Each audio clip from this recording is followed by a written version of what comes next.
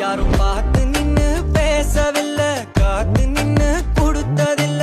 நீயும் வந்து பார்த்ததால பனியும் பத்திக்குச்சே.